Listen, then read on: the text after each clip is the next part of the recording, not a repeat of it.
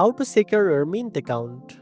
First of all, enable two-factor authentication on your Mint account. This adds an extra layer of security by requiring a verification code from your phone or email whenever you log in from a new device. Next, use a strong and unique password for your Mint account.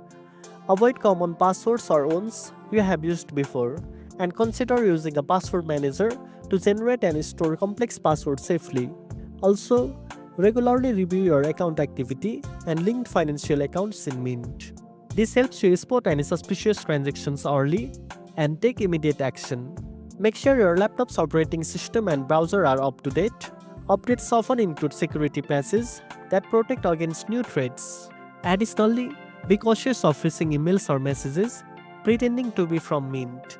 Never click on links or download attachments unless you are certain they are legitimate. Finally, log out of your Mint account when you are done, especially if you use a shared or public computer to prevent others from accessing your information. And that's it. Now you know how to secure your Mint account. If you found this video helpful, don't forget to like, share, and subscribe for more tech tips.